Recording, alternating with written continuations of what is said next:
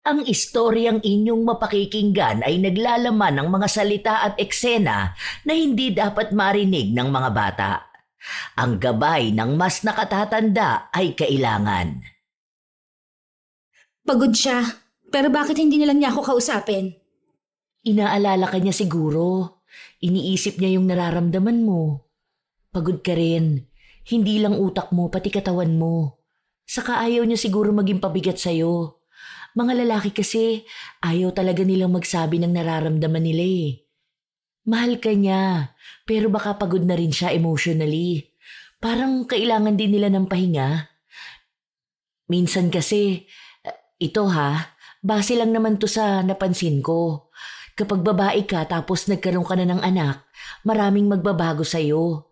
Sa career mo, sa pangarap mo, sa katawan mo, sa sarili mo, sa pananaw mo sa buhay. Iniisip ng lahat na laging lugi ang babae kapag nagkaroon na siya ng anak kasi hindi na siya tulad ng dati. Habang yung lalaki malaya lang, walang nagbabago sa kanila. Pero para sa akin, meron ding nagbabago sa kanila. Nagiging mas matured sila, ibig sabihin nun lumalalim din yung iniisip nila, yung responsibilidad nila, yung pressure. Kaya dapat hindi lang babae ang iniintindi, pati na rin yung lalaki. Pero hindi ko naman sinabi na hindi valid yung nararamdaman mo. Ang inaano ko, isipin mo rin kung bakit ganun ang asawa mo. Intindihin mo. Para naman din yun sa pagsasama ninyong dalawa. Sa ganong paraan, nagtatagal ang relasyon. Sa pag-unawa kahit parehas na kayong pagod. May mga taong manloloko na hindi agad nakikita. Nadadaan sa matatamis na salita at mga pag-aalaga na hindi mo pagdududahan. Pero bawat pagtatago at pagbibigay ng sakit sa iba, magdudulot ito ng malupit na hinanakit at matinding kapalit. Ano kaya ang kahahantungan ng lahat? Magiging payapa ba ang pagsasama o patuloy na magbabayad sa pagkakasalang ginawa? Sabi, wala ka pa rin bang boyfriend? Nakakagulat ka naman, te. Akala ko naman kung anong sasabihin mo. Bigla ka ba namang nanahimik dyan eh? May niisip ka na pala. Para kang sinatita kung magtanong kailan ako mag-aasawa. Wala lang, naisip ko lang. Kasi ikaw na lang ang walang asawa sa inyong magkakapatid. Wala pa akong nakikilala na maayos, te. Yung dati kong BF, wala naman yung kwenta. Puro pasarap sa buhay. Gusto ko naman makakilala ng lalaking responsable, no? Ay, may ipapakilala ko sa'yo. Sa birthday ni Bochog, invite ko siya. Mabait yun. Tropa ko yun noon. Single din siya. Kaso kaedad ko eh. Okay lang ba yun sa'yo? Mas okay nga yun, te. Mas matanda, mas matured. Kesa naman sa mas bata o kaedad ko puro sinungaling. Ayan, sakto. Feeling ko magugustuhan mo rin yun. Mabait siya eh. Pogi, maalaga, tapos family-oriented din yun. Tapos engineer yun. Ay, malawatpad pala atake niyan, te. Sige, try lang. Pinapunta nga ni Pauline ang kaibigan niya noong unang kaarawan ng anak niya. Doon nagsimula ang pagmamahalan ni Nasabi at Jason. 3 taon ang nakalipas ay nagpakasal sila. May sarili na rin silang bahay, pero magkatabi lang sa bahay ni Pauline. May lupa kasi si Sabi doon, at yun na lang ang naisipan nilang gamitin para magpatayo ng sarili nilang bahay. Ayaw rin kasing malayo ni Sabi sa mga magulang niyang nakatira lang sa kabilang bahay. Isang araw, habang nasa bahay si Sabi, pumunta ang kanyang hipag kasama ang anak nito. Ay, ang batsyong namin na yan. Ang cute naman yan, oh. Halika nga rito kay Tita Ganda. Naku, kanina pa yan gusto magpunta rito. Hanap niya rin si Tito Pogi niya raw. Naghamit ko na nga yan eh. Ang sabi ko magpupunta kami kay Tito Pogi at Tita Ganda niya. Basta ubusin niya yung pagkain niya. Ayun, inubos naman niya. Mabait na bata rin eh. Parang dito ng bahay niya. Natatawa ako. Di ba nga kagabi dito siya natulog tapos nagising na siya sa bahay? Sabi niya kung paano raw nangyari yun. Sabi niya kung may superpowers daw ba siya. Ang kulit talaga nito. Kulang na lang parang siya na yung anak namin. Kadidikit sa tito Pogi niya, nagiging magkahawig na sila. Kailan ba naman daw kasi siya magkakaroon ng kalaro? Yung kalaro niya dun sa iba niyang tito, ayun, bibihira niya lang makita. Wala pa nga te, bumubuo pa rin kasi. Pero parang hindi pa siguro ngayon ang panahon. Pero sana, ngayong taon magkaroon na. Magkakaroon na yan, tiwala lang. Huwag ka lang ma-pressure. Paano? Nag-aalala ako kasi malapit naman na ako mag-30. Baka may hirapan na ako ng mga anak no. Tapos ilang taon na ako noon. Ano ka ba? 27 ka pa lang naman. Malayo pa yan. Hindi naman siguro aabot ng ilang taon bago kayo magkaroon ng anak, di ba? Kalma ka lang dyan. Ako nga 29 nung nagkaroon ng anak. Pwede pa yan. Sana nga talaga. Nasaan pala si Jason? Parang hindi ko siya nakikita simula kahapon. Nasa Batangas ngayon. May inaayos silang project. Siguro mga 3 days siya doon. So mag-isa ka lang pala talaga rito. Oo, te. Parehas din kasi kaming busy. Minsan siya yung wala. Minsan naman ako. Tulad next week, nasa Vietnam naman ako. Kailangan kasi sa work ko. Kaya naman pala hindi kayo gaanong nakakabuo eh. Paano? Lagi naman kayong busy. Paano kaya kung mag-leave muna kayo sa mga work nyo? Tapos mag-honeymoon ulit kayo. Yung hindi kasi kayo stressed. Tapos magpatingin ka sa OB mo para alam mo paano kayo makakabuo. Yan na nga yung sabi ko sa kanya, te. Sabi niya next month na raw pagbalik ko rin. Unahin nyo na muna yan. Naku, baka maging busy kayo lalo. Baka hindi kayo makabuo. Kaya nga noon ang kuya mo, sabi ko sa kanya kahit nga half month muna siyang mag-leave. Tapos alaga talaga ako ng OB ko. Maselan din kasi ang naging pagbubuntis ko. Isipin mo yun, 29 na kasi ako noon tapos mababa ang matres ko. Buti na lang nakabuo kami ng isa. Ewan ko kung masusundan pa ulit. Siguro pagbalik na lang ulit ng kuya mo. Matagal pa yun dun sa barko eh. Mahirap din magkaroon ng asawa na seaman, no, te? Ay oo, sinabi mo pa. Lalo na sa mga naririnig kong kapag dadaong ang barko nila, iba rin ang dadaungan nila. Sabi ko talaga sa kuya mo, wag siyang magkakamali namang babae. Naku, yari talaga siya sa akin. Hindi lang naman sa'yo, te. Yari pa yan kay Papa. Tagain talaga yan. Pero biro lang yon, kasi alam ko naman na matino ang kuya mo. Hindi yun magloloko. Alam mo, sabi nila, kapag nagbuntis na raw ang babae, o kaya nagkaroon na sila ng anak ng asawa niya, nag-iiba na yung lalaki. Kasi alam mo yun, minsan wala ng yung ganun. Ewan ko, depende na lang din siguro. Kasi si kuya mo hindi naman nagbago eh. Ay, nagbago siya pero mas naging maalaga siya sa amin ng anak niya. May mga nababasa kasi ako, madalas na nawawalan ng gana yung asawa nila kapag nabuntis na yung babae. Hindi yan. Sa iba lang yun. Hindi naman lahat ng lalaki ganun.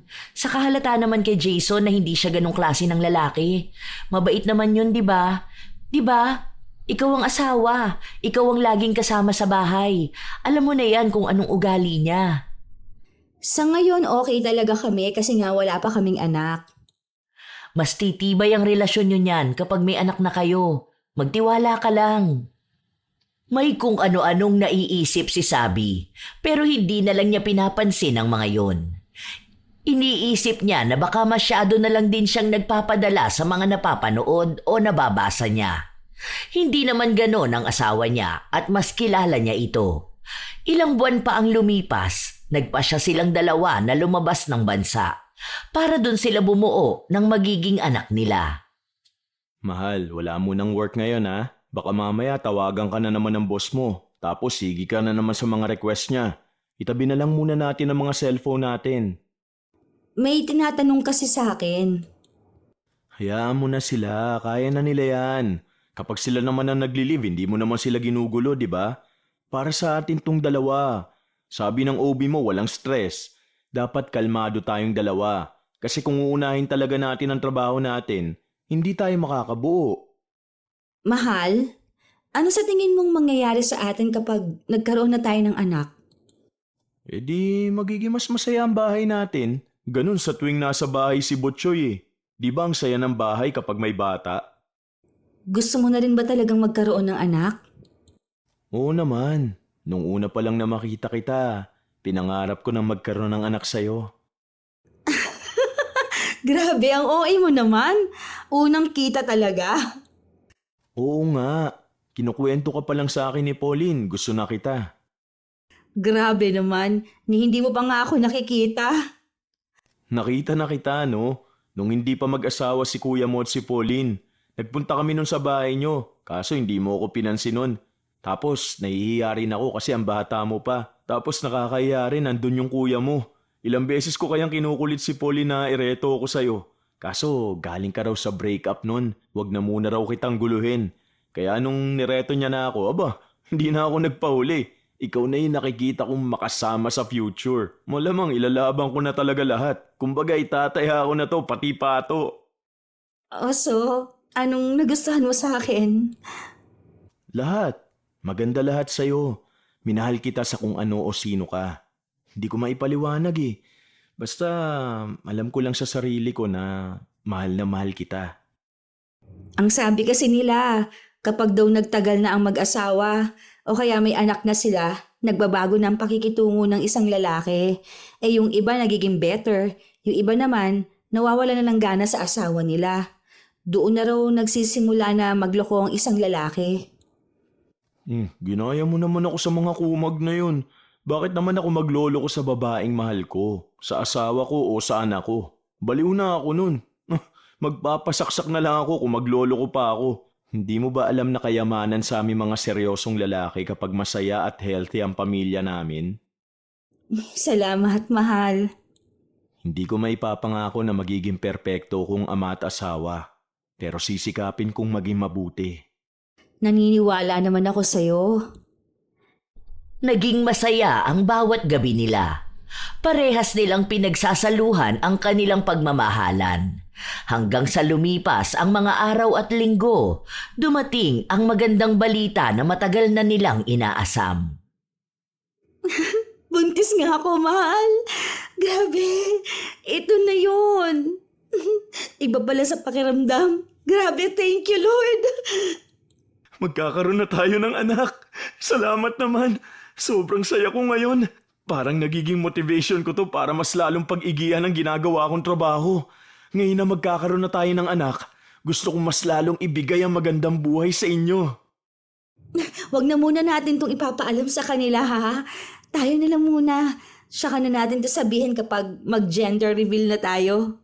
Grabe, sobrang saya ko. Baka ikaw pa makapagsabi sa kanila. Kilala kita, mahal. Nahihirapan ka magtago sa kanila lalo na kapag masaya ka. Hindi ko muna talaga sasabihin ito kahit na kanino. Promise talaga.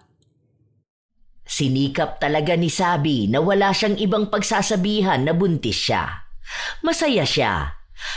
Minsan nga ay muntikan pa siyang madulas habang kausap ang kanyang hipag. Pero naalala niya ang pangako sa kanyang asawa na hindi niya ito ipapaalam sa kahit na sino hanggat hindi pa dumarating ang tamang araw na napag-usapan nilang mag-asawa. Akala ni Sabi, ganun lang kadali ang pagbubuntis, pero doon na siya unti-unting nakaramdam ng pagbabago sa kanyang katawan. Isang araw pa, pumunta sa bahay niya si Pauline. May dala pa itong ulam. Sobra kasi yung nailuto ko. Dalawa lang naman kami sa bahay ni Botchoy. Nagbigay na rin ako kina mama tapos naisip ko na dalhan ka na lang din dito. Salamat dito, te. Alam mo, feeling ko, parang nananaba ka. Ewan ko lang kasi parang nakalobo kasi yung pisngi mo. Dami ko kasing cravings sa itong mga nakaraan. Buntis ka, no? Hindi mo lang sinasabi sa amin? Ha? Bakit? Halata ba? Sabi ko na pansin ko yan nung nakaraan pa. Tapos parang lagi kang inaantok. Nung nasa bahay tayo ni na mama, wala kang ibang ginawa kundi kumain. Tapos maya-maya aawayin mo na asawa mo. Alam ko na yan. Huwag mo na lang munang sasabihin kina mama, ha? Kasi ang balak sana namin sa gender reveal na. Mukhang halata naman pala masyado. Feeling ko alam na rin yan ni na mama. Hindi lang nila sinasabi kasi nga hinihintay nila yung moment nyo. Ay, ganun ba talaga siya kahalata? Hindi ko na ata maitago. Okay lang yan, ano ka ba? Kayo naman yan eh. Kung gusto nyong i-announce na agad, edi okay lang. Kung sa gender reveal pa, okay lang din naman. Hindi rin naman natin to ipagkakalat. Ang hirap pala talaga maging buntis, ano? Hindi lang yan. May mga emotional changes din sa'yo niyan. Magbabago yung katawan mo, pati yung mood mo. Kaya dapat talaga handa ang asawa mo sa ganyan. Noong nakaraan nga ang arte ko. Ewan ko kung dala ba to ng pagbubuntis ko. Paano? Bigla na lang akong umiyak nung hindi niya ako nabilhan ng itlog na pula. Kaya ayun, madaling araw naghahagilap pa siya. Pumunta pa siya kina mama niya para lang manghingi ng itlog na pula. Nung ibinigay na niya sa akin, hindi ko naman nakinain. Hawak ko lang yun hanggang sa makatulog ako. Ang weird nga. Okay lang yan. Normal lang yan. May ganun ka rin bang moment? Oo naman. Dati nga nag-aaway kami ng kuya mo kasi pinapahanap ko siya ng bilo-bilo 2:00 ng madaling araw. Galit na galit ako sa kanya nun kasi wala raw siyang mahanap. Tapos nagluto na lang siya. Ang ending, sinuka ko rin naman nung kinain ko. Ang weird pala ng mga buntis, ano? Kakaiba? Hindi mo mapigilan. Parang kapag naiisip mo, parang nag-iinarte lang pero kapag ayan na mismo, hindi mo talaga maano eh. Basta ang gulo-gulo. Minsan pa bigla na lang akong umiiyak. Eh paano pala yan? May work ka pa ba? Meron pa naman, pero ngayon kasi twice a week na lang pasok namin. Hinihintay kong mag-work from home ako, pero baka ipa-request ko na lang din yun. Ngayon pa lang yan kasi sa mga susunod niyan, mas malala pa. Naku po, dapat pala talagang hindi mananawa si Jason na intindihin ako. Nakakaloka. Okay lang yan, sanay naman yan. Alam na niya yung gagawin sa ganyan. Sanay? Bakit naman siya masasanay? First baby namin to. Sanay na yan kasi may mga ate siya, di ba? Malamang napagdaanan niya na rin yan. Sa bagay. Kasi yung ate niya sa kanila tumira nung buntis eh. Sige na, magpahinga ka na pala. Congrats ha, masaya ako para sa inyong dalawa. Totoo nga ang sinabi ni Pauline dahil habang tumatagal, lalong nagiging kakaiba ang pakiramdam ni Sabi. Minsan pa, hindi lang siya ang apektado, maging ang kanyang asawa. Isang gabi, magkasama silang dalawa, nanunood sila ng mga cute na aso nang bigla na lang umiyak si Sabi. Oh, bakit ka umiiyak? Anong meron? Ang cute kaya ng mga aso. May naalala ka ba? Bakit ang cute nila? Hindi ko rin alam. Basta naiiyak na lang ako. Nakakagulat ka naman. Halika nga rito. Hug mo na lang ako. Ayaw mo na ba sa akin? Ha? Anong pinagsasasabi mo? Siyempre naman, love na love pa rin kita. Kung love mo ako, bakit hindi ka umiiyak sa aso? Ha? Iiyak din ba dapat ako? Hindi mo na ako mahal. Ayaw mo na sa akin. Doon ka na. Oo na, sige na, ito na. Iiyak na rin ako. Nakakaiyak naman yan. Bakit ba ang cute-cute na mga aso? Hindi naman ganyan umiyak. Wala kang luha eh. Umiyak ka. Ginawa na lang ni Jason ang lahat para may mailabas na luha ang mga mata niya. Matapos nun, bigla na lang ding nakatulog ang kanyang asawa. Kinabukasan naman, galit na galit si Sabi. Naguguluhan na ako. Bakit nagagalit ka naman ngayon? Huwag ka sabing titingin sa akin, di ba? Nabubwisit ako sa'yo eh. Ano na naman bang ginawa ko? Natulog lang naman ako eh. Bakit ka ba kasi natulog ng nakapikit ha? Alam mo, naiinis na ako sa'yo. Hindi ko na alam kung ano bang trip mo sa buhay. Minsan bigla kang iiyak, tapos bigla kang magagalit sa akin. Pero kapag umalis naman ako, tatawag ka at iiyak ka na mismo ko. Hindi ko na alam kung anong gagawin ko eh. Nakakapikong ka na. Oh, kita mo, iiyak ka na naman. Bakit mo kasi ako sinisigawan? May trabaho pa ako. Bahala ka na dyan sa buhay mo. Ang gulo mo. Ilang araw na hindi nagpakita sa kanya si Jason. Panay siya tawag sa asawa dahil gusto na niya itong makita. Pero sinabi lang sa kanya na may proyekto ito sa kabilang bayan, kaya isang linggo siyang mawawala. Doon na nagsimula na manlamig ang relasyon nila. Habang lumilipas ang ilang mga linggo at buwan, lumalaki na rin ang tiyan ni Sabi. Paminsan-minsan na lang siyang inaatake ng kung ano sa emosyon niya. Pero nagagawa na niya yung pigilan. Dahil sa pagbubuntis niya, nawawala-wala na ang asawa niya. Hindi na ito katulad noon. Hanggang sa nanganak siya, parang wala lang si Jason. Nagpapakita ito pero hindi niya ramdam ang emosyon. Mahal, pasuyo naman ako. Pakuha naman ako ng inumin. Hindi ako makagalaw kasi baka magising si baby.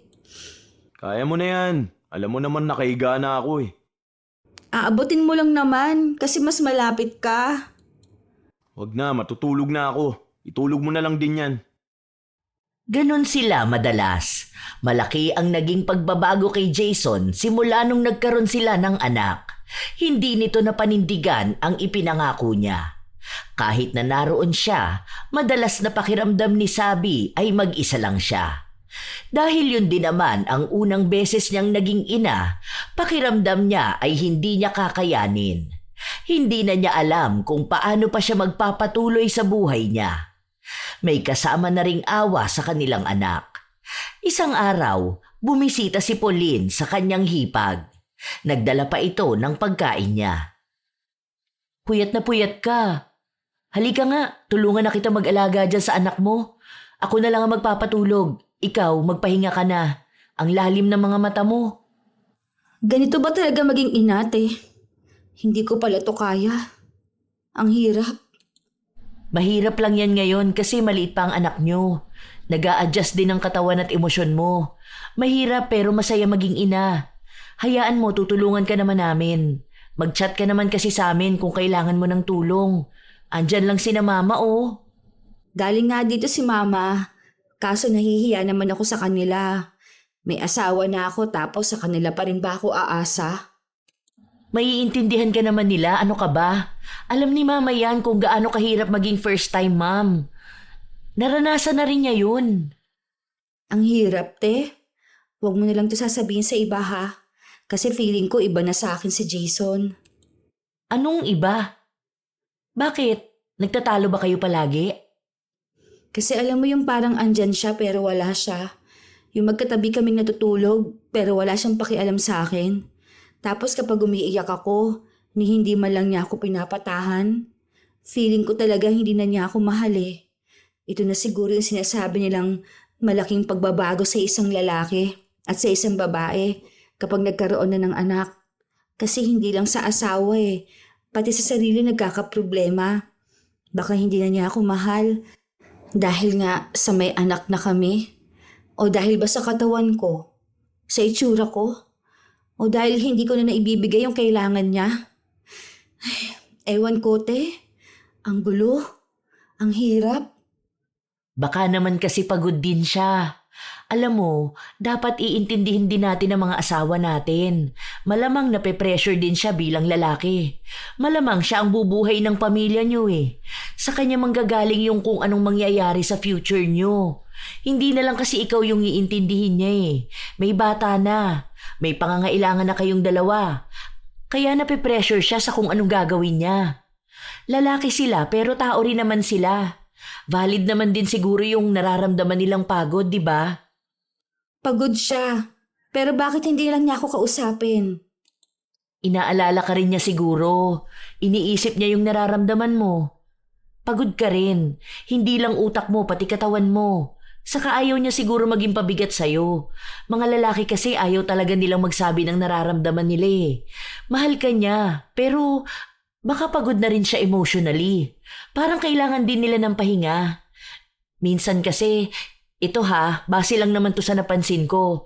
Kapag babae ka tapos nagkaroon ka ng anak, maraming magbabago sa'yo. Sa career mo, sa pangarap mo, sa katawan mo, sa sarili mo, sa pananaw mo sa buhay. Iniisip ng lahat na laging lugi ang babae kapag nagkaroon na siya ng anak. Kasi hindi na siya tulad dati.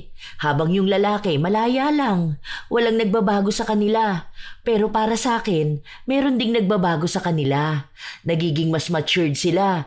Ibig sabihin nun, lumalalim din yung iniisip nila. Yung responsibilidad nila, yung pressure. Kaya dapat hindi lang babae ang iniintindi, pati na rin yung lalaki. Pero hindi ko naman sinabi na hindi valid yung nararamdaman mo. Ang inaano ko, isipin mo rin kung bakit ganun ang asawa mo. Intindihin mo. Para naman din yun sa pagsasama ninyong dalawa. Sa ganung paraan, nagtatagal ang relasyon. Sa pag-unawa, kahit parehas na kayong pagod. Buti na lang talaga tayong nandito ka. Hindi ko talaga alam kung kanino ko to sasabihin. Okay lang yan. Makakapag-adjust ka rin. Ang losyang ko nakita mo, yung buhok ko hindi ko na masuklay. Lagi akong puyat, kaya ang itim na lang ilalim ng mata ko. Naiinggit naman ako sa'yo. Sobrang fresh mo talaga. Tapos laging ang ganda mo. Malaki na kasi ang anak ko kaya nakakapag-ayos na ako. Kapag lumaki naman na rin yung anak mo, babalik ka na rin sa dati mong ganda, no? Huwag ka lang pakastress masyado. Sinubukan na lang ni Sabi na intindihin ang kanyang asawa. Pero palala ng palala ang paglayo ng damdamin nito sa kanya. Kung noong wala pa silang anak ay maalaga ito sa kanya, ngayon kahit pagkain ay hindi na siya inaalok. Kapag nanghihingi siya ng pabor, palagi na lang may dahilan. Mas gusto pa nga ni Jason na nasa trabaho siya kaysa nasa bahay nila. Si Sabi na ang gumagawa ng paraan para lang manumbalik ang relasyon nila, pero walang nangyayari. Hanggang sa isang araw, bigla na lang siyang kinutuban. Kauuwi lang din no ni Jason galing sa isang linggo niyang trabaho sa malayo. Bakit ngayon ka lang? Di ba dapat kagabi ka pa nakauwi? Nag-hotel ako. Hindi ko na kaya mag-drive pa uwi. Hindi mo na kaya? Baka may iba kang kinita. Bahala ka dyan. Huwag mo akong kausapin kung puro ka na lang ganyan. Paniwalaan mo na lang kung anong gusto mong paniwalaan. So, paniniwalaan ko na lang na may babae ka? Oo, di ba yun din naman ang gusto mo? Bakit ba ganyan ka makitungo sa akin? Alam mo naman kasi napagod ako, tapos sisimula mo ako ng ganito. Mabuti sana kung inayos mo man lang yung pagtatanong sa akin, pero pinagdudahan mo na agad ako. Anong gusto mong mangyari niyan? Nagtanong ako, pero iba yung tono ng pananalita mo. Akin na ang cellphone mo.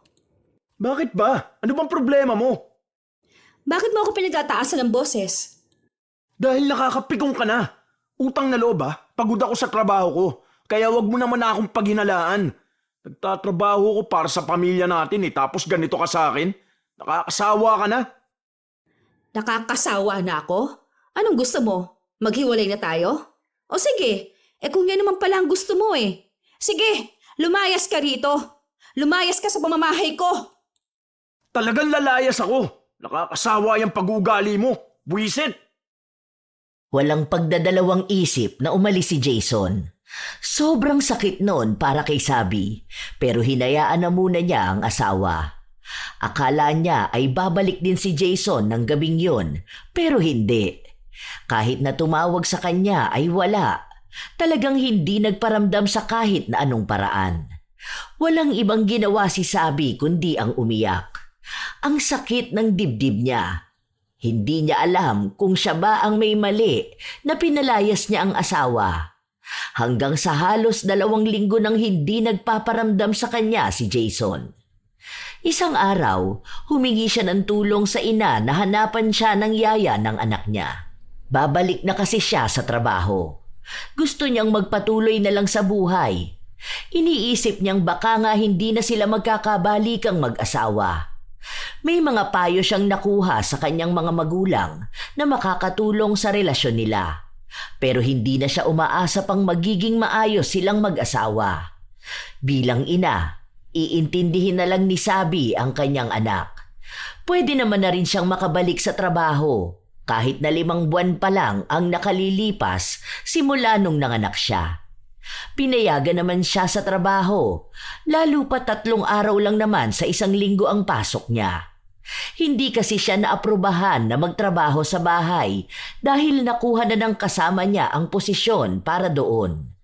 1 linggo na simula nung bumalik siya sa trabaho, saka lang ulit nagpakita sa kanya ang asawa. Anong ginagawa mo dito sa bahay? Sorry na. Ayusin na natin tong relasyon natin.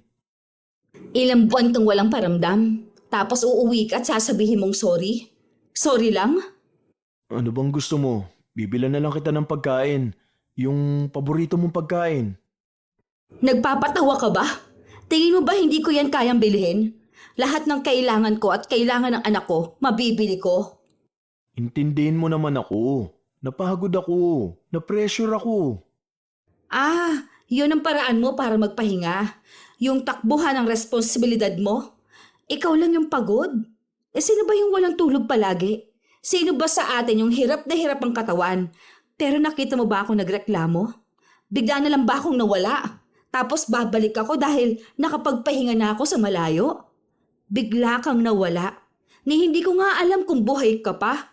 Kung sinong kasama mo. Kung may bago ka na bang pamilya. Intindihin mo naman sana ako. Pangako, babawi ako sa inyo ng anak natin. Wala akong pakialam sa'yo. Noong mga sumunod na araw, umuuwi na si Jason sa bahay nila. Nagyayaya ito sa asawa pero hindi pinagbibigyan ni Sabi. Hindi na rin naman niya alam kung mahal niya pa ba ang asawa, pero parang nagsasama na lang sila sa iisang bahay dahil lang sa kasal sila at may anak sila. Pero hindi na nag-aaksaya ng oras si Jason na suyuin siya. Wala na siyang maramdaman kundi panlalamig na lang. Hanggang sa isang gabi, umuwi si Jason na maraming marka sa kanyang leeg. Ang saya siguro ninyo ng babae mo. Masyado nang gigil sa'yo Ang dami niya, no? Anong madami? Yang chikinini sa leeg mo. Chikinini? Hindi to chikinini. Malamok kanina sa site. Ang laki naman pala ng lamok na yon. Sinipsip na lahat sa'yo. Hindi na nagpaliwanag si Jason. Hindi na rin naman naghahanap si Sabi. Gusto na talaga niyang makipaghiwalay pero sinabi ni Jason na kahit saan siya lumipat ay susundan pa rin siya. Isang araw, nagpunta si Sabi sa bahay ng kanyang hipag kung saan naabutan niya itong katatapos lang maligo at nakatapis lang.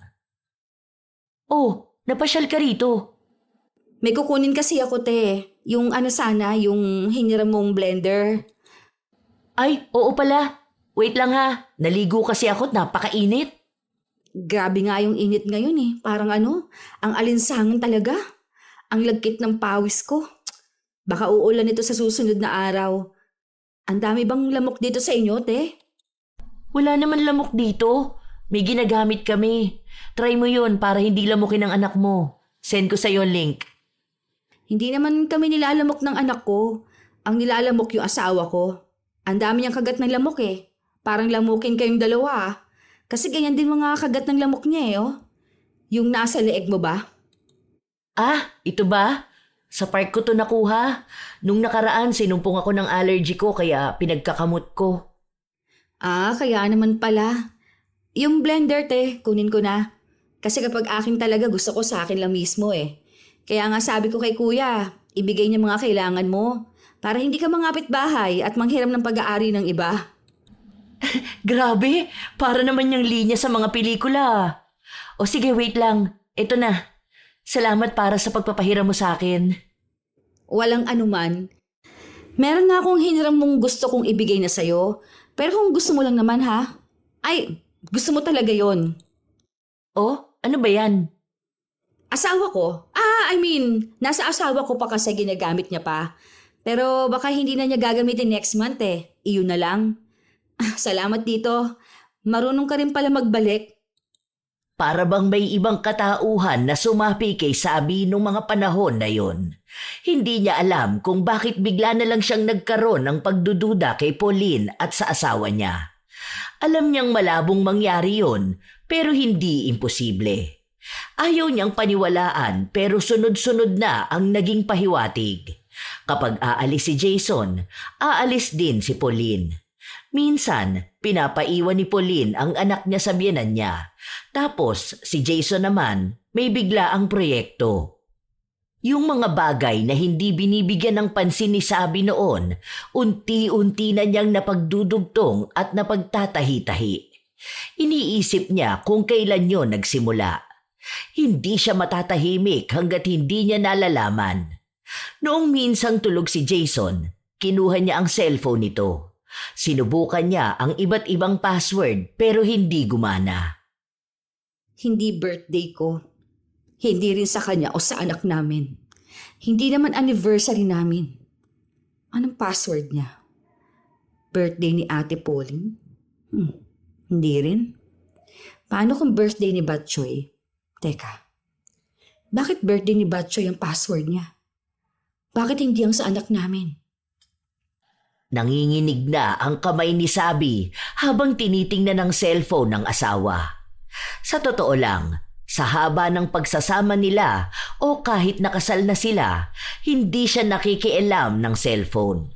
Ang sabi niya kasi, kahit na mag-asawa na sila, dapat ay may parte pa rin silang matatawag na privacy. Pero mukhang naging sobrang luwag niya sa asawa niya, kaya nagawa siyang lokohin ito. Nanghina ang tuhod niya sa mga nakita niya. Nakatago sa isang folder ang mga lumang litrato ni Pauline at Jason. Pati na rin ang mga video noong buntis si Pauline at hinahalikan ni Jason ang tiyan nito. Tinatawag niyang anak ang nasa sinapupunan ni Pauline. Hindi na niya kailangan pang magtanong. Doon pa lang ay alam na ni Sabi ang lahat. Hindi na niya kayang makita pa ang mga susunod. Napatunayan na niyang matagal nang may relasyon ang dalawa. At baka kaya siya nireto kay Jason para mas mapalapit sila sa isa't isa nang walang pagdududa na kabit ni Pauline si Jason. Simula noong nakita ni Sabi ang ebidensya, hindi na niya matingnan ng maayos ang dalawa. Nandidiri na siya.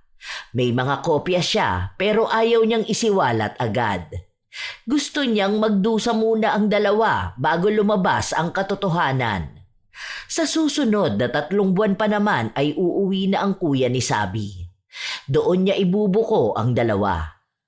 Isang araw pa, habang nasa bahay lang ang mag-asawa, hiniram muna ng nanay ni Sabi ang anak niya.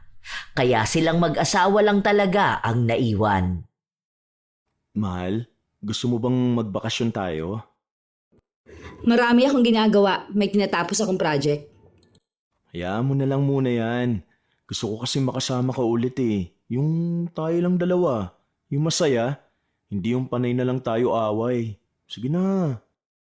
Hindi mo ba nakikita may ginagawa ako? Bakit ba akong kinukulit mo? May regla ba yung babae mo kaya hindi ka makaisa? Ano bang pinagsasasabi mo? Wala akong ibang babae. Okay, sabi mo eh. Alam mo, kung takot ka sa sarili mong multo, wag mo naman sana ako idamay. Kasal tayo. May sinumpaan tayo. Ibang sumpa yung gusto kong sabihin. Ayusin natin to. Gusto kong bumalik tayo sa dati. Sorry na. Babawi naman ako. Bawian ka na lang sana ng buhay. 2 kayo ng babae mo. O sige, 3 na kayo. 3?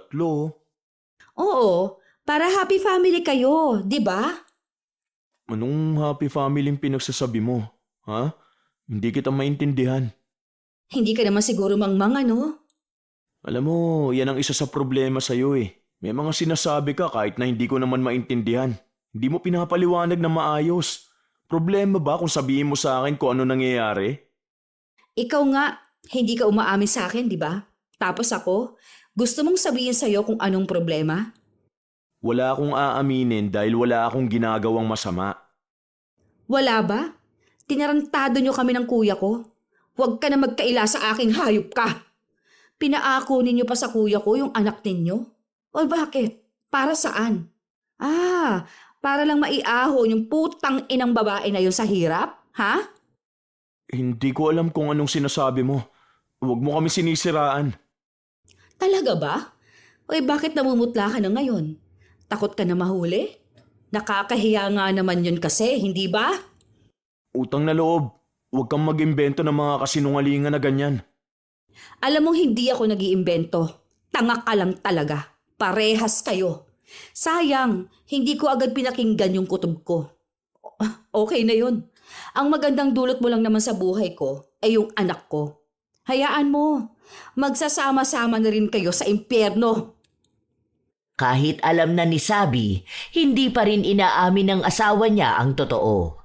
Alam na rin ni Pauline pero nagpapanggap pa rin ito na para bang wala siyang malaking kasalanang nagawa. Galit na galit si Sabi.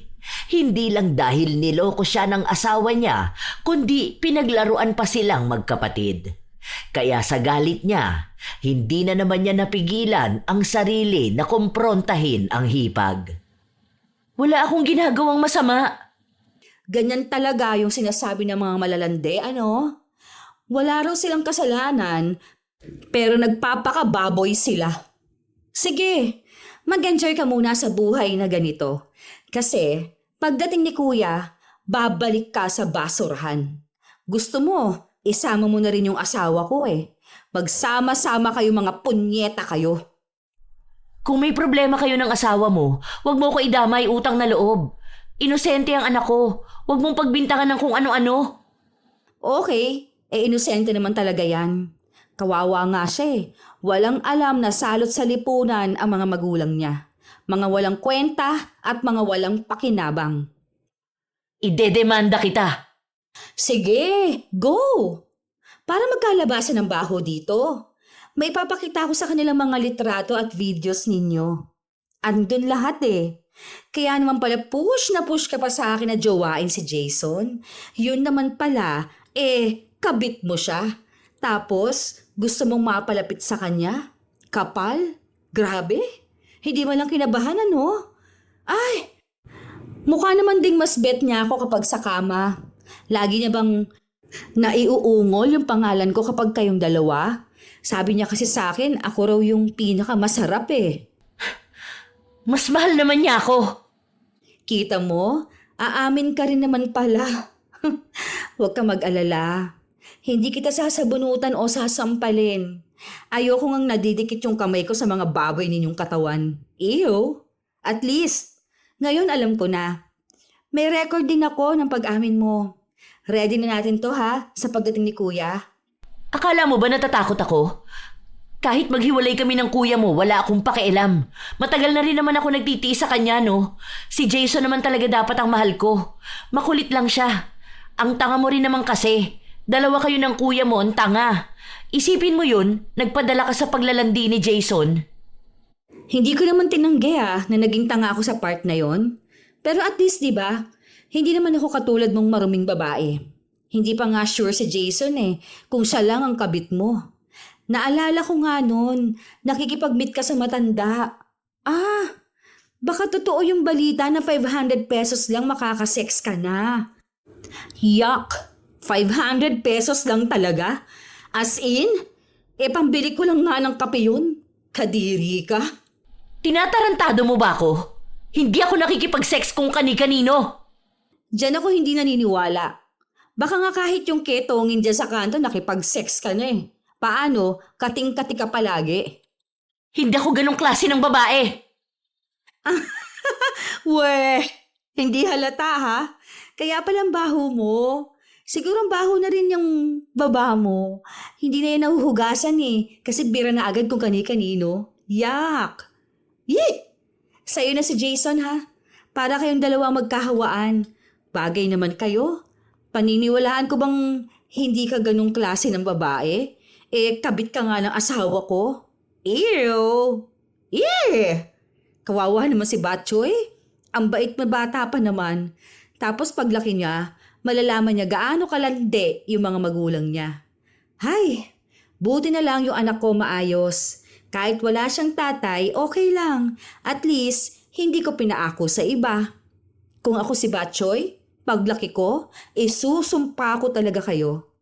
Ay, bakit ba ako nag-aaksaya ng laway dito? Makaalis na nga. Sa mga araw na lumipas, nagiging matapang si Pauline. Minsan, siya na ang sumusugod kay Sabi, lalo na kapag nagsasalita ito ng kung ano-anong masasakit. Hindi na rin gaanong umuuwi si Jason sa bahay nila. Andoon siya sa kabilang bahay na pinatayo rin nilang mag-asawa. Ilang araw pa ang lumipas, umusbong ang usapin tungkol kina Pauline at Jason. May nakakita raw sa kanila na lumabas ng hotel. Noong una, si Sabi ang pinagbibintangan nilang nagpakalat ng balita. Balak pa nilang magkaso pero hindi nila tinuloy dahil takot sila sa mga hawak na ebidensya ni Sabi. Sumunod namang naging tsismis sa lugar nila na hindi raw anak ni Jason ang anak ni Sabi. May lalaki raw ito at pinapaako lang sa kanya. Doon na nanggigil lang sobra si Sabi. Sagad na siya. Umabot na siya sa sukdulan na naisipan na niyang ipakulam ang dalawa. Sige na, ituloy mo na yan. Gusto ko yung sobrang paghihirap nila. Yung malala, yung maging sila, magmamakaawa na lang na patayin sila. Walang kapatawaran. Wala akong pakialam kahit pabalikan ako ng karma. Basta ang gusto ko, mahirapan sila. Galit na lang ang namumutawi sa dibdib ni Sabi.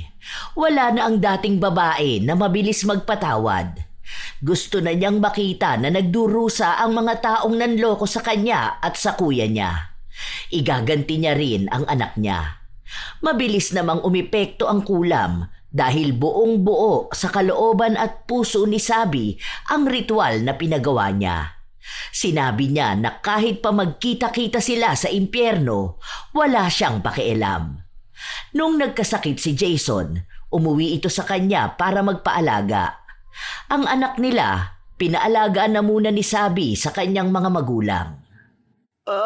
Sobrang sakit. Ayoko na. Hindi ko na alam kung ano masakit sa akin.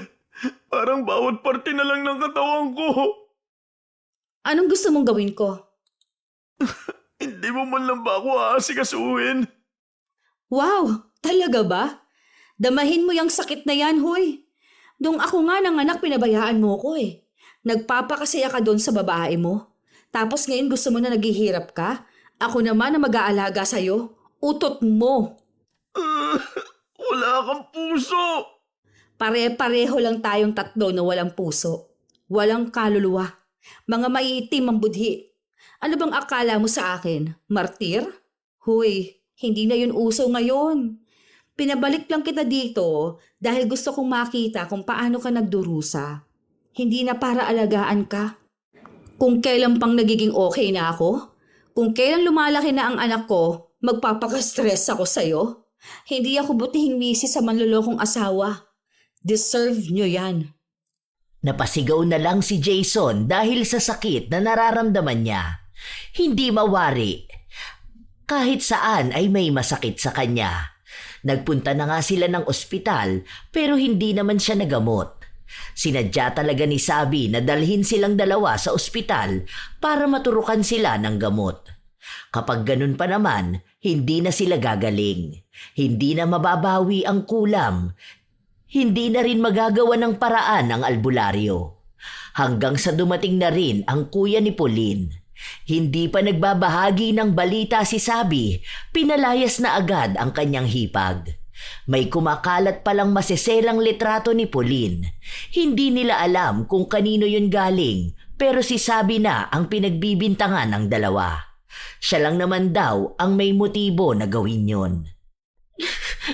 Buisit kang babae ka! Ikaw ang dahilan kaya ganito ako! Sinira mo pa ang reputasyon ko! Ang sakit ng katawan ko!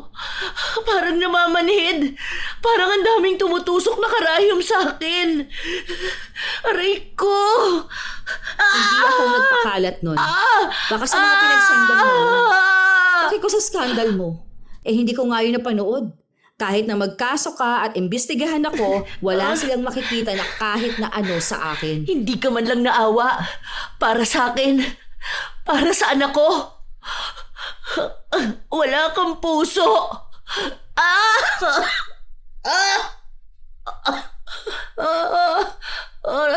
Sobrang sakit. Ayoko na. Parehas kayo sa ni Jason, ha? Iisa lang ata utak ninyo. Parehas na bulok. Ay, ang saya naman makita na hirap kayo. What if magkasama na lang kayo sa isang bahay, ano? Tapos ganito na lang. Magsama na lang kayo na para mag-asawa. May isa pa kaming bahay doon. Doon na lang kayo. Di ba? Parehas kayong gumawa sa sakit. Ay, buti na lang hindi pa alam ni Kuya na hindi niya anak si Botchoy. Ano kaya ang mangyayari sa bata, no? Ay, teka lang. Mabait naman si Botchoy. Pwede naman niya ipaampon niya yon. May kamag-anak kami sa malayo na walang anak eh. Ganun na lang. Total, hindi mo rin naman maaalagaan yung bata. Animal ka! Huwag ang anak! Huwag ang anak ko! Uy, hindi ko pinakikialaman ng anak mo. Dinadala ko nga siya sa maayos eh. Mabait yung kamag-anak namin ngayon kasi malamang kapag nalaman ni Kuya na hindi niya anak yung tinuring niyang anak, naku magagalit yun. Saan dadalhin si Botchoy? Sa ampunan? O, paano kung hindi maayos yung aampun sa kanya? Tulad nung mga napapanood ko? O kaya, ano ba? Ibabalik sa inyong dalawa ni Jason? Ay, shoota. Paano niyo naman maalagaan yung bata? Kung sarili nga ninyo, hindi niyo maalagaan. May mga sakit kayo, oh. May malasakit ako sa bata. Sa inyo lang talaga wala. Patuloy na inaasar ni Sabi ang hipag. Naaawa naman talaga siya sa bata pero hindi niya rin naman yon aalagaan at lalo naman ang kuya niya. Walang matirhan si Pauline dahil wala naman siyang mga magulang. Hindi niya alam kung sino ang tumulong dito pero ramdam niyang ang asawa niya. Kahit kasi may sakit ito ay may komunikasyon pa rin silang dalawa. Mapera si Jason kaya wala lang sa kanya kung gagasto siya para kay Pauline. Bilang kabit niya naman ito, gagawin niya talaga ang lahat para maging ligtas ito. Isang beses pa, noong nasa bahay si Sabi, nagpunta doon ang kuya niya. Oh, Kuya, pupunta pa lang naman sana ako sa bahay niyo. Kaso naunahan mo ko. Inasikaso ko lang kasi tong si Jason, pero paalis na rin sana ako. Hindi nagsalita ang kanyang kuya. Agad na sinuntok nito si Jason. Walang ginawa si Sabi dahil wala naman siyang pakialam kung nasasaktan ang asawa niya. Sa totoo lang, masaya pa nga siya. Ginulpi talaga si Jason. Ang daming dugo ng mukha niya. May mga pasa din siya. Tumigil lang ang kuya ni Sabi noong si Jason na mismo ang nagmamakaawa. Hindi rin ito nagsalita at agad na ring umalis. Bakit hindi mo walang pinigilan ng kuya mo? Ginulpi na niya ako. Idedemanda ko siya. Nagpapatawa ka ba? Paano mo naman yun idedemanda? Ikaw pa nga may atraso sa kanya. Kala mo naman may makikinig sa'yo? Pwede ako maging testigo na hindi kasalanan ni Kuya kung bakit ka nabugbog. Handa ka talaga magsinungaling para lang parusahan ako?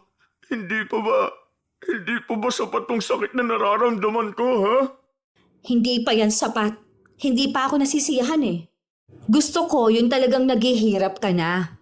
Kung sa tingin mo hindi ako masaya na nakikita kang ganito, tingin mo ba patitirahin pa kita sa bahay ko? Bahay ko rin naman to.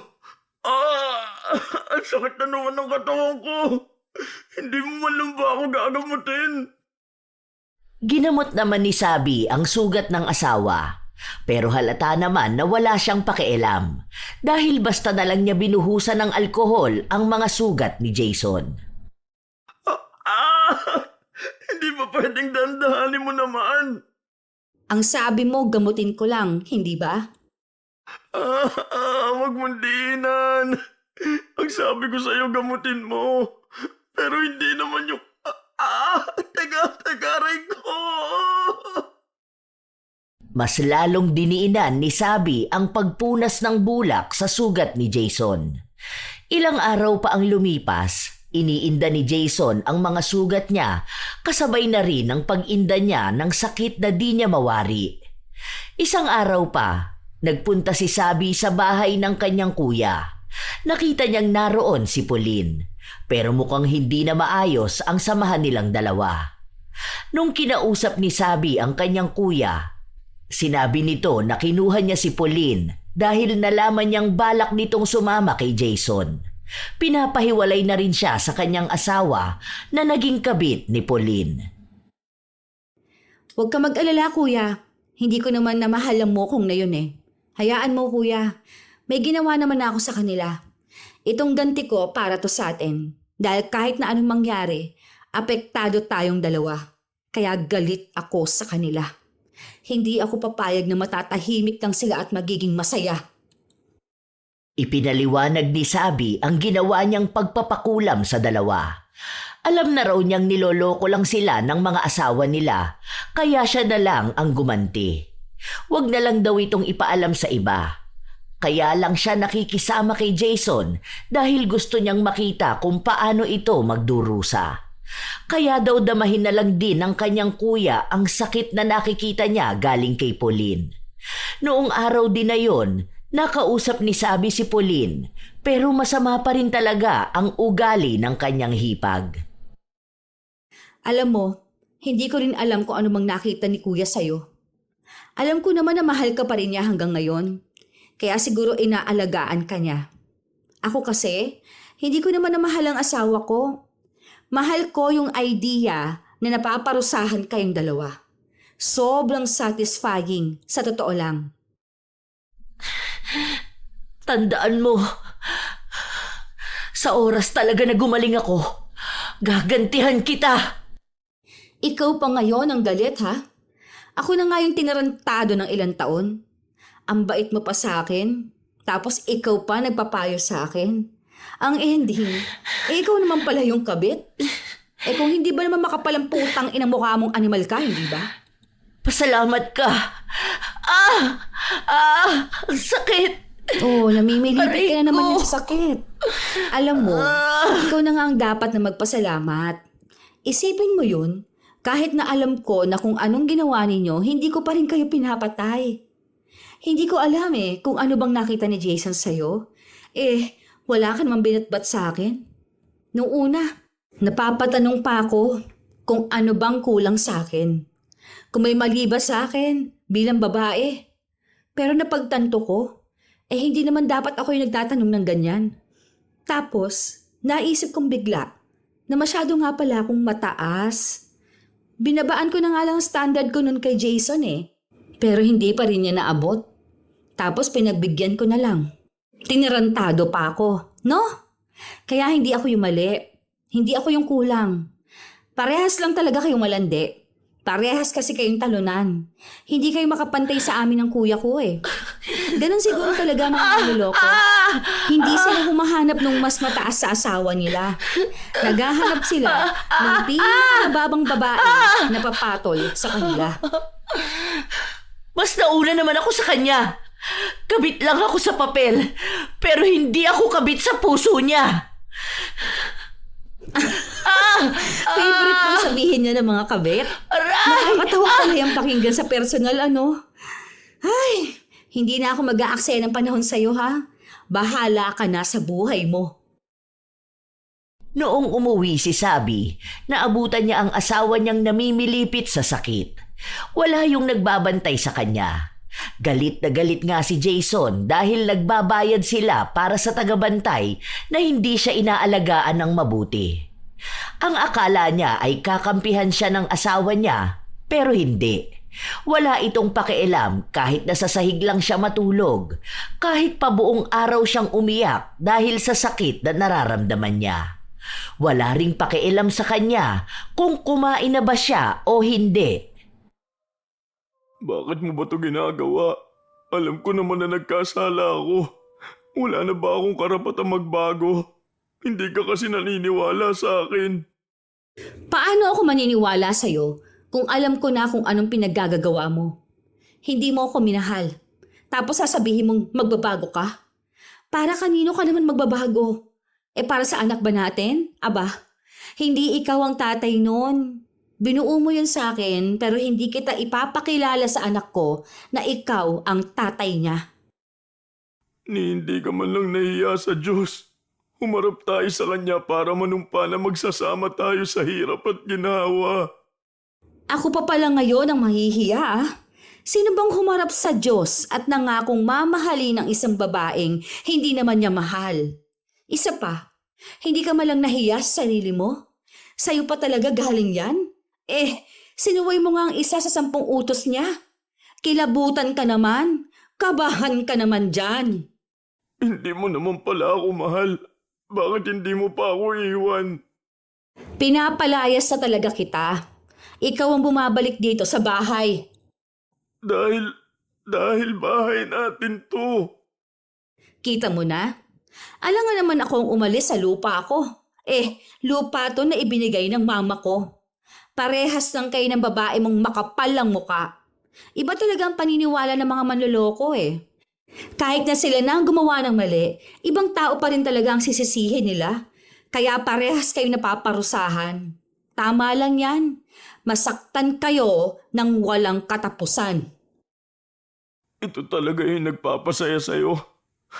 Kung gusto mo lang naman pala ako mahirapan hanggang sa mamatay ako, bakit hindi na lang ikaw ang sumaksak sa akin ng paulit-ulit? Ayokong dumihan ng kamay ko. Hindi ito dadampi sa inyong dalawa dahil ibang gagawa nun para sa akin. Utang na loob, ayoko na. Sobrang sakit na nito. Ayoko na. Sige pa. Sakit. Gusto ko yung maririnig talaga kitang nagmamakaawa dahil nasasaktan ka. Kung pwede lang sana na naririnig ko rin si Pauline Pero okay lang. Si kuya naman ang nakakarinig ng ganito. Kaya sige pa, isigaw mo pa ang sakit na walang katapusan. Habang lumilipas ang mga araw, palala ng palala ang sakit na nararamdaman ni na Jason at Pauline. Nakakakuha ng balita si Sabi kung anong nangyayari sa kanyang hipag. Sinabi ng kuya niyang wala na raw pinipiling oras ang sakit na nararamdaman ni Pauline. Mataas nga raw ang lagnat nito dahil hindi niya kinaya ang sakit kagabi. Wala itong tulog, walang kain. Talagang purong pagdurusa lang. Ganon mismo ang kay Jason. Kaya tuwang-tuwa si Sabi. Alam niyang epektibo ang ginawa niya. Nabibigyan ng gaan ang kanyang dibdib kapag nakakaganti siya. May nagsabi pa nga sa kanya na patawarin na lang niya ang asawa niya pero sinabi niyang hindi niya yon magagawa. May mga kasalanan na napapatawad pero may mga kasalanan na mahirap patawarin.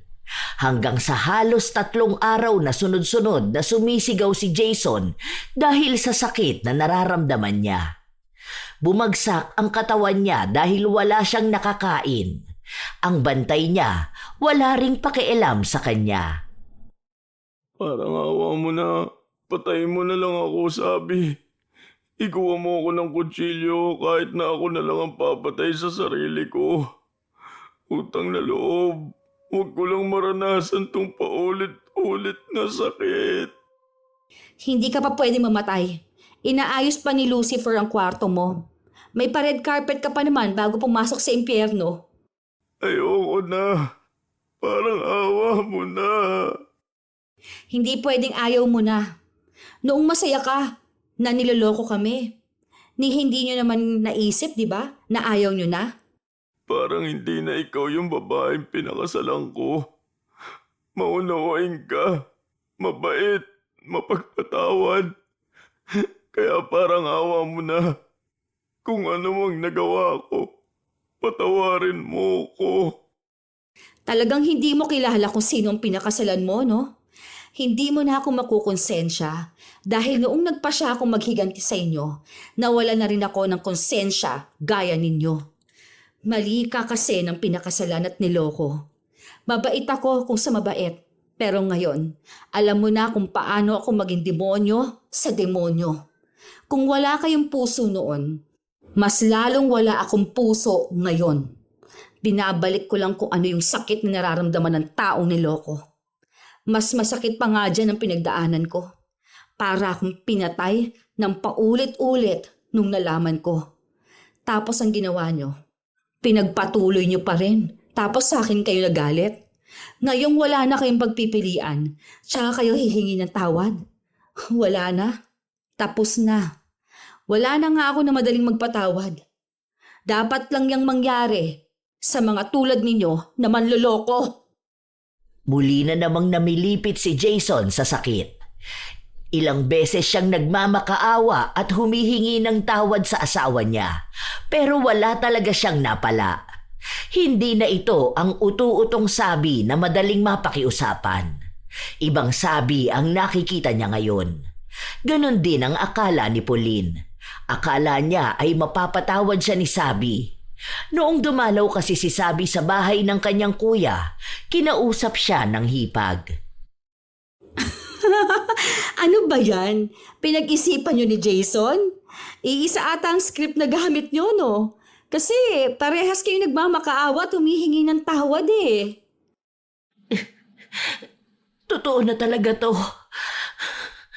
Gusto ko na rin makabawi sa kuya mo. Miss na miss ko na rin ang anak ko eh. Gusto ko na ulit magkaroon ng masayang pamilya. Masayang pamilya? Oh, hindi naman anak ni kuya yung anak ninyo ni Jason. Mabait si kuya, kaya hindi niya magantihan yung bata. Tapos pamahal na rin siya. Hayaan mo na yan. Para naman maipakita ko kay kuya na talagang nakakaganti na siya. Kahit wala siyang ginawa. Walang kapatawaran to eh. Ginago niyo ko. Kami ni kuya. Maniwala ka man sa akin o hindi. Mahal ka ng asawa mo. Doon ako sa hindi ako naniniwala. Kaya wag mo na akong anuhin. Hindi mo na ako mauutot eh. Hindi ko na yan pakikinggan, no? Nireto mo sa akin yung kabit mo. Angas mo dun. Husay. O tapos kayo hihingi ka ng tawad. Kapag nakakita ka na lang ng kulay orange na uwak, magpapatawad talaga ako. Totoo ang sinasabi ko. Hindi lang masabi sa'yo ng asawa mo. Kaya makinig ka na lang. Magkapatawaran na tayo. Balik tayo sa kung ano tayo noon.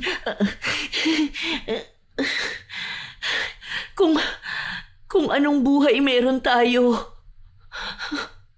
Masaya lang. Siniraan nyo yun. Tapos ngayon gusto nyo ibalik? Kahit anong panguuto mo, wala na. Hindi ako makikinig sa'yo. Wala akong ibang pinakikinggan kundi ang sarili ko lang. Huwag mong sirain ang sarili mo para sa amin. Uy, grabe naman yan, mang-gaslight ha. Talagang sanay na sanay, no? Parang awa mo na. Patawad.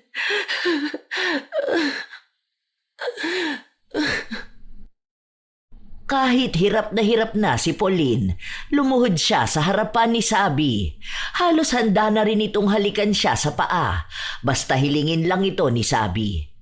Iniisip niya na yon ang paraan para magpatawad ang hipag, para lang maging malaya na rin sila sa sakit na nararamdaman nila. Pero walang ni katiting na awa o konsensya na nararamdaman si Sabi. Dahil sa tuwing titingnan siya sa mata ni Pauline, wala siyang nakikitang sinseridad.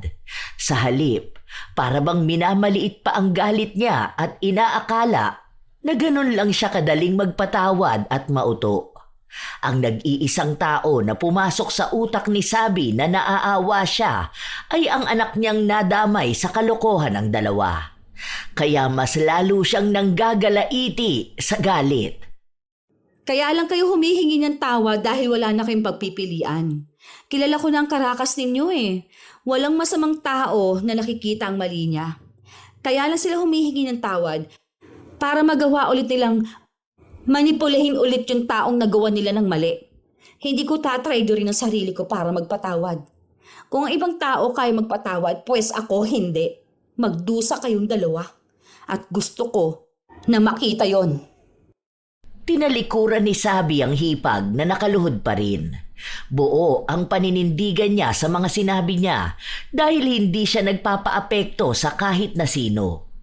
Kahit paggamitan siya ng salita ng Diyos dahil alam niyang ang mga gumagamit nun para ibato sa kanya, mga taong masasama at marurumi. Kaya wala silang karapatan na konsensyahin at pilitin siyang magpatawad, lalo na kung ayaw niya naman talaga. Isang araw, nasa bahay lang siya. Nakita niya si Jason na marumi ang suot na damit. Kakakain lang kasi nito. Hindi siya pinakain ng bantay niya. Inabutan lang siya ng pagkain. Kahit pa nga anong pagalit ni Jason sa nagbabantay sa kanya, hindi ito nakikinig. Dahil mismong si Sabi ang nag-uutos dito na hayaan lang at huwag asikasuhin kung hindi naman kailangan. Bakit ka nakatitig sa akin? Masaya ka ba na ganito ang itsura ko? Na ang pangit ko na ang payat ko. Tapos sobrang nahihirapan ako. Bakit ka humihingi ng tawad sa akin tapos ganyan ka pa rin makipag-usap? Anong dahilan? Para saan kung magpapatawad ako, ha? Alam kong kinukulam mo kami. Nanghingi ako ng tulong sa tiyahin ko. Gumagawa na sila ng paraan para mabalikan ka ng kulam. Makakarma ka rin naman. Sana nagpatawad ka na lang, di ba? Sabi ko na nga ba, hindi totoo yung paghingi ninyo ng tawad sa akin eh. Buti na lang matalino ako. Hindi ko ginagamit ang emosyon ko kapag nagdedesisyon ako. Magpakasaya ka na ngayon. Dahil sa mga susunod, babalikan ka rin ng karma. Okay lang, at least nakaganti ako sa inyo. Kung alam ko lang na kaya mo tong gawin, hindi na ikaw ang pinakasalan ko. Okay lang din, kasi ako rin naman. Parehas lang tayo nagsisi sa kasal na to. Siguro iisa lang ang hindi ko pinagsisihan, yung anak ko. Hayaan mo na. Kung babalikan ako niyang sinasabi mong karma, edi okay lang din. Hindi naman na rin mawawala yung sakit ninyo eh. Buo ang kumpiyansa ni Sabi na hindi magagamot ng albularyo ang dalawa. Kung sakali man na mababalikan siya ng kulam o kaya ay ipakukulam siya ng kung sino man, wala na siyang pakialam doon. Dahil nakita naman niya sa sarili niya kung paano niya naparusahan ang dalawang tao na nanakit sa kanya. Hindi man sapat ang pinagdaanan nilang sakit, sapat naman na nakaganti siya kaysa sa wala. Ilang linggo ang lumipas, wala namang nangyari sa kanya. Sa halip ay mas lumalala pa ang naging kalagayan ni Pauline at Jason. Umabot na sa punto na hindi na sila nakakakilos dahil sa sakit. Hirap silang huminga. Ang akala ko ba akong makakarma? Parang nadoble pa yata yung nangyari sa inyo. Sa halip na sa akin, sa inyo pa napunta. Parang kahit ata yung naghahatol ng karma, alam sino sa atin ang dapat na managot. Kahit na alam kong may kasalanan din ako sa paglapit sa mangkukulam. Hanggang kailan mo ba gustong makita na ganito kami? Hanggang kailan? Ha? Hanggang sa huling hininga nating lahat. Kung ako man o kayong mauna, kahit na alin doon, gusto kong hanggang sa huli, nahihirapan kayo. Wala na akong ibang hinihiling kundi yun. Magiging masaya ako kapag nalaman kong wala kayong magiging taka sa paghihiganti ko. Ganyan talaga? Ilang beses na kaming humingi ng tawad. Hindi mo magawang magpatawad. Paulit-ulit na lang tayo. Sinabi ko na sa inyong hindi ako magpapatawad ng mga taong hindi naman totoo sa mga sinasabi nila. Itaga mo yan sa bato. Ilang beses kayong humingi ng tawad sa akin, pero ramdam kong hindi yun totoo. Hindi ako tanga at hindi ako manhid. Hindi niyo ba talaga ramdam kung gaano ako kagalit na galit sa inyo, ha? Hindi pa ba halata para paniwalain ang sarili ninyo na madadala ninyo ako sa paningin niyo sorry?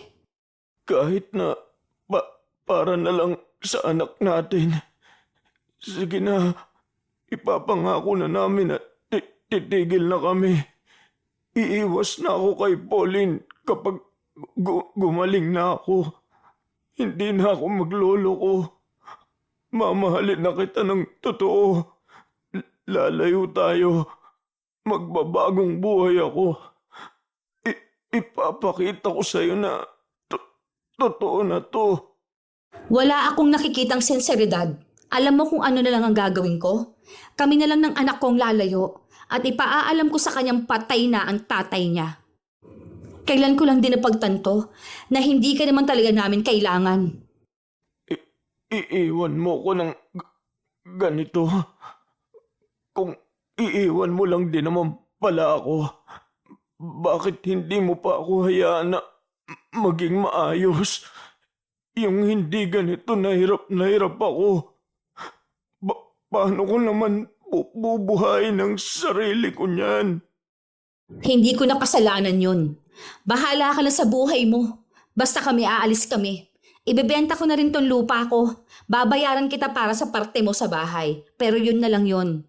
Wala ka nang maririnig na kahit na ano mula sa akin. Huwag namang ganitong klase ng parusa. Kahit naiwan mo na lang ako, huwag mo naman akong pahirapan. Hindi. Gusto ko yung ganyang parusa eh. Para makita mo kung ano yung mali mo. Para magsisi ka habang buhay. Yung palagi mong sisisihin ng sarili mo sa anumang pinagdaraanan mo. Yung mapapasabi ka na kung mauulit lang ang panahon, hindi mo na gagawin yung kaparehas na kasalanang nagawa mo ngayon. Hindi kita patatawarin kahit na mamatay ako. Ganito nakatigas ang puso ko. Dahil alam ko namang hindi ka malulungkot kapag nawala ako at ang anak ko. Kapag gumaling ka, magiging malaya ka lang. Guguluhin mo lang ang buhay ng ibang tao. Kaya tama na yan, para sagad sa kaluluwa ang parusa. Ilang beses pang nagmakaawa si Jason pero hindi na siya pinakinggan pa ni Sabi. Buo na ang loob niyang iiwan ng asawa at titira sila ng anak niya sa ibang lugar kung saan hindi sila madaling makikita ni Jason, maging kahit pa sinong kamag-anak nito. Umalis nga si Abby, kasunod naman nun ang pagbebenta ng bahay nila. Malaking pera ang ibinigay niya kay Jason pero hindi naman makakilo si Jason kaya wala ring halaga ang pera. Tumira ito sa lansangan ayon sa mga nagbalita kay Sabi. May kamag-anak naman daw na kumuha kay Jason pero nung naubos na ang pera niya ay pinabayaan na lang din siya nito. Patuloy pa rin ang sakit na nararamdaman niya. Hindi na siya gumaling pa. Si Pauline naman, kasama pa rin ng kuya ni Sabi dahil mahal talaga ito ng kuya niya. Pero hindi na rin ito gumaling sa sakit niya. Hinihintay na lang ni Sabi na manawa ang kuya niya para iwan niya si Pauline. Dahil kung ano dapat ang nangyayari kay Jason, yun din ang mangyayari sa kabit nito. Kahit naman sabihin niyang hindi na ganun makitungo ang kuya niya kay Pauline, naglaan pa rin naman ito ng oras at pera para maalagaan ito. Pero labas na si Sabi sa desisyon ng kapatid. Ang alam niya lang, paninindigan niyang tama ang kanya. Palalakihin niya ang anak niya ng mag-isa at hihintayin na dumating ang panahon na maghilom siya. Baka sa pagkakataon na yon ay makapagpatawad na siya. Hindi naman talaga ganun kadali masabi na magpatawad ang isang tao kapag labis siyang nasaktan. Iba-iba naman ang desisyon ng bawat isa sa kanilang buhay. Dahil may mga sugat na hindi agad nagagamot ng panahon. Dahil minsan, bumabalik sa kanila ito ng mas masakit pa. Hindi rin naman obligadong magpatawad ang taong nasaktan dahil hindi lahat ng pagkakamali ay kayang tumbasan ng salitang patawad. Lalo na kung tungkol ito sa pagtataksil. Lalo na may mga asawang taksil na hindi marunong umako ng sariling pagkakamali. Humihingi ng tawad na hindi naman galing sa puso. Hindi kasalanan ng niloko kung bakit nagloko ang asawa. Hindi kakulangan ng pagmamahal, hindi pagkukulang ng pag-unawa, at lalong hindi pagkakamali ng taong nanatiling tapat. Ang pagtataksil ay desisyon, hindi aksidente, hindi tukso, hindi pagkukulang ng iba. At kung may mga taong pinipiling manatili, May mga taong pinipiling umalis. Walang tama o mali sa pagpili ng sarili matapos ang paulit-ulit na panlilinlang. Dahil ang kasal ay hindi kontratang pumapayag sa pambabastos at ang pagmamahal ay hindi dahilan para tanggapin ang paulit-ulit na sakit. Tandaan na ang taong marunong magmahal ng tapat ay walang obligasyong magtiis sa taong piniling magloko. Tunay naman mga apo na mahirap talagang magpatawad kapag usaping pagluloko at maraming gusto talagang maghiganti. Kayo ba mga apo? Ano ba sa palagay ninyo? Tama ba ang naging desisyon ni Sabi na huwag magpatawad at gumanti sa mga taong nanakit sa kanya?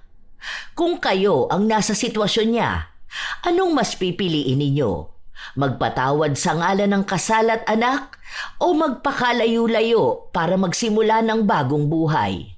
Ikomento nyo na yan upang aming mabasa. Naway may aral na naging hatid ang ating bagong kwento.